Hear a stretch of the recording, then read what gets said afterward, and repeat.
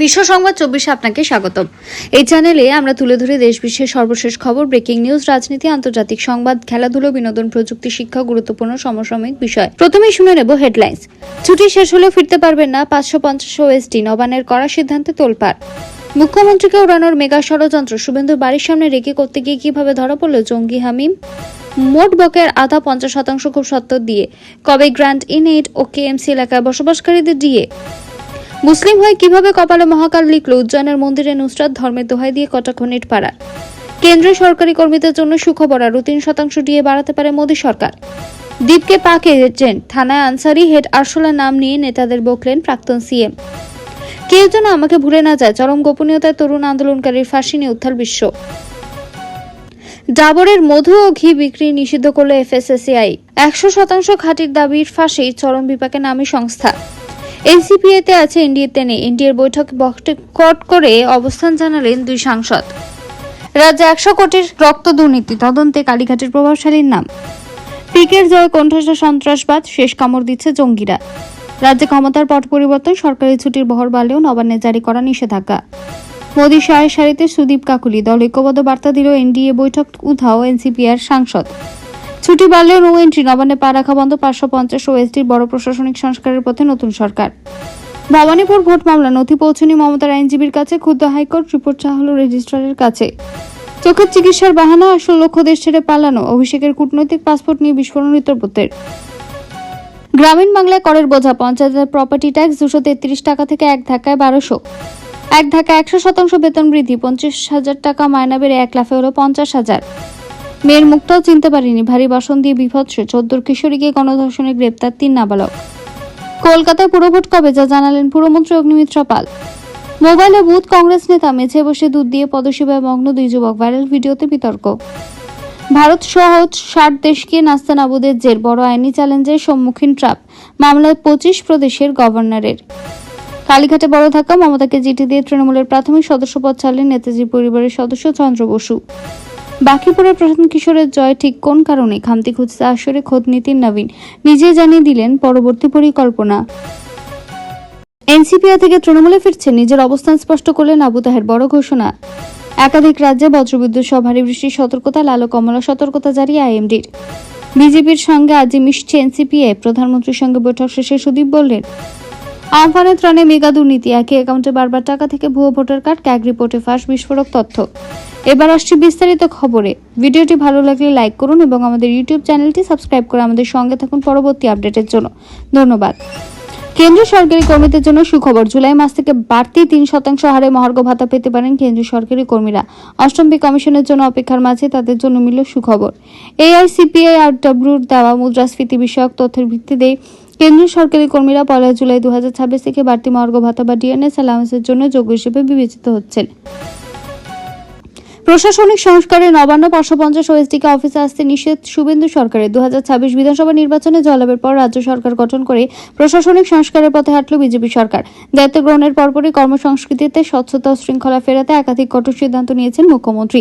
এরই অংশ হিসেবে বিগত সরকারের আমলে চুক্তিভিত্তিক বা পুনর্বহালে নিযুক্ত প্রায় 550 জন ওএসডিকে পরবর্তী নির্দেশ না দেওয়া পর্যন্ত অফিসে আসতে বারণ করা হয়েছে। প্রশাসনিক সূত্রে খবর, ক্ষমতার পালাবদলের পর এই সংবেদনশীল সময় গুরুত্বপূর্ণ নথিপত্র নষ্ট বা বিকৃত হওয়া রোধ করতে জরুরি রেস্ট্রিকশন অর্ডার জারি করা হয়েছে। শেষ পর্যন্ত কি এনসিপিআই বিজেপির সঙ্গে মিশে যেতে পারে, অর্থাৎ তৃণমূলের বিদ্রোহী সাংসদরা সরাসরি বিজেপিতে যোগ দিতে পারেন? এই জল্পনার আবহে প্রধানমন্ত্রীর সঙ্গে সাক্ষাৎ করলেন সাংসদ সুদীপ বন্দ্যোপাধ্যায়। এদিনই আবার দিল্লির বঙ্গভবনে এনসিপিআই সাংসদদের সঙ্গে বৈঠকে বসার কথা মুখ্যমন্ত্রী ও শুভেন্দু অধিকারীর। মনে করা হচ্ছে আজকের বৈঠকের পরই ভবিষ্যৎ রূপরেখা অনেকটাই স্পষ্ট হতে পারে। কিন্তু প্রধানমন্ত্রীর সঙ্গে কি কথা হলো সুদীপের? সাংসদ জানালেন এনসিপিআর স্বীকৃতি সমস্যা নিয়ে প্রধানমন্ত্রীর সঙ্গে আলোচনা হয়েছে। মুখ্যমন্ত্রীর সঙ্গে বৈঠকের বিষয়ে প্রধানমন্ত্রীকে জানানো হয়েছে। মঙ্গলবার আদালতে মমতার আইনজীবী কল্যাণ জানান, প্রয়োজনীয় কাগজপত্র হাতে না পাওয়ায় মামলার শুনানি এগোনো যাচ্ছে না। শুভেন্দুর আইনজীবী জয়দীপ কর লিখিত জবাব দেওয়ার জন্য 4 সপ্তাহ সময় চান। মমতা বন্দ্যোপাধ্যায় এবং শুভেন্দু অধিকারী ভবানীপুর বিধানসভা নির্বাচনী ফলাফলকে চ্যালেঞ্জ করে কলকাতা হাইকোর্টে মামলা করেছেন প্রাক্তন মুখ্যমন্ত্রী। মঙ্গলবার সেই মামলার শুনানি পিছিয়ে গেল। আদালতে নির্ধারিত সময় পেরিয়ে যাওয়ার পরও মামলার প্রয়োজনীয় নথিপত্র এখনো হাতে পাননি মমতার আইনজীবী। বিষয়টি জানার পরে ক্ষোভ প্রকাশ করেন বিচারপতি গৌরাঙ্গ কান্ত। হাইকোর্টের রেজিস্ট্রার জেনারেলের কাছে রিপোর্ট তলব করেন তিনি। আমফান ঘূর্ণিঝড়ে ত্রাণ ও আর্থিক সহায়তা বন্টন নিয়ে রাজ্য জুড়ে ফের একবার তীব্র রাজনৈতিক ও প্রশাসনিক শোরগোল শুরু হয়েছে। কন্ট্রোলার অ্যান্ড অডিটর জেনারেল বা সিএজির সাম্প্রতিক অডিট রিপোর্টে আমফানের ত্রাণ তহবিল বন্টনে নজিরবিহীন হয়েছে এবং একাধিক গুরুতর অসঙ্গতি তথ্য প্রকাশ্যে এসেছে।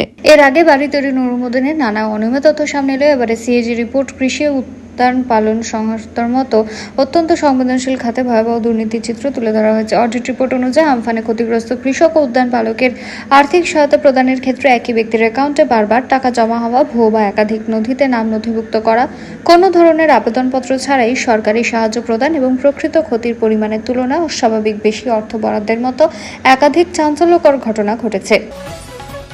দেশের একাধিক রাজ্যে আগামী 2 থেকে 3 ঘন্টার মধ্যে বজ্রবিদ্যুৎ সহ বৃষ্টিপাত, দমকা হাওয়া এবং কোথাও কোথাও ভারী বৃষ্টির সম্ভাবনার কথা জানিয়েও মঙ্গলবার জেলাভিত্তিক নাউকাস্ট সতর্কতা জারি করেছে ভারতীয় আবহাওয়া দপ্তর অর্থাৎ আইএমডি পাঞ্জাবের পাতিয়ালা জেলায় লাল সতর্কতা জারি করেছে। সেখানে বজ্রবিদ্যুৎ সহ ঝড়, ঘন্টায় প্রায় 60 কিলোমিটার বেগে দমকা হাওয়া এবং ঘন্টায় 15 মিলিমিটারেরও বেশি বৃষ্টিপাতের সম্ভাবনা রয়েছে। বাসিন্দাদের ঘরের ভেতরে থাকার এবং অপ্রয়োজনীয় যাতায়াত এড়ানোর পরামর্শ দেওয়া হয়েছে। স্বজনদের আনন্দ উৎসবের মাঝে ঘনিয়ে এলো ঘোর অন্ধকার। ঘরে ঢুকে 15 বছরের এক কিশোরীকে পৈশাচিক নির্যাতন, গণধর্ষণ এবং খুনের ঘটনায় তোলপাড় অসমের হাইলাকান্দি জেলা। ঘটনার নৃশংসতায় স্তব্ধ সমগ্র বরাক উপত্যকা। এই ঘটনায় 17 থেকে 19 বছর বয়সী 3 তরুণকে গ্রেপ্তার করেছে আসাম পুলিশ। অপরাধের মাত্রা এতটাই ভয়ঙ্কর যে ধৃত 17 বছর বয়সী কিশোরকে নাবালক হিসেবে নয় বরং প্রাপ্তবয়স্ক হিসেবে বিবেচনা করার জন্য আদালতে বিশেষ আর্জি জানিয়েছে পুলিশ প্রশাসন। গ্রামীণ এলাকা পঞ্চায়েতগুলির নিজস্ব আয় বাড়াতে একটি বড় সিদ্ধান্ত নিয়েছে রাজ্য সরকার। পঞ্চায়েত দপ্তর প্রকাশিত নতুন এসওপি অনুযায়ী গ্রামীণ অঞ্চলে পরিবার পিছু বার্ষিক প্রপার্টি ট্যাক্স বা সম্পত্তি করের লক্ষ্যমাত্রা অনেকটাই বাড়িয়ে দেওয়া হয়েছে। আগে যেখানে গড়ে বার্ষিক 233 টাকা ট্যাক্স আদায় হতো, নতুন নির্দেশিকা তা বাড়িয়ে সোজাসুজি 1200 টাকা করার সিদ্ধান্ত নেওয়া হয়েছে। স্বাভাবিকভাবেই সিদ্ধান্তের ফলে সাধারণ গ্রামীণ মানুষের উপর বাড়তি আর্থিক চাপ তৈরি হতে চলেছে। বর্তমান চিত্র নতুন লক্ষ্যমাত্রা। রাজ্যের 3339টি গ্রাম পঞ্চায়েতের অন্তর্ভুক্ত প্রায় 1,52,00,000 পরিবার থেকে এতদিন বছরে গড়ে মোট 451 কোটি টাকা প্রপার্টি ট্যাক্স উঠত। গড়ে পরিবার পিছু এই আয়ের পরিমাণ ছিল মাত্র 233 টাকা। রাজস্ব বৃদ্ধি করে পঞ্চায়েতকে আর্থিক দিক থেকে স্বাবলম্বী করতেই বার্ষিক ট্যাক্স আরও 986 টাকা বাড়িয়ে বাধ্যতামূলকভাবে 1200 টাকা করার সিদ্ধান্ত নেওয়া হয়েছে। পশ্চিমবঙ্গের মুখ্যমন্ত্রী শুভেন্দু অধিকারীকে টার্গেট করে এক ভয়ঙ্কর নাশকতার পরিকল্পনা ফাঁস হতে দেশজুড়ে শুরু হয়েছে ব্যাপক শোরগোল। জঙ্গি সন্দেহভাজন হিসেবে মোহাম্মদ হাবিব মণ্ডল নামে কুখ্যাত ব্যক্তিকে গ্রেপ্তার করার পর থেকে একের পর এক চাঞ্চল্যকর তথ্য সামনে আনতে শুরু করেছেন গোয়েন্দারা।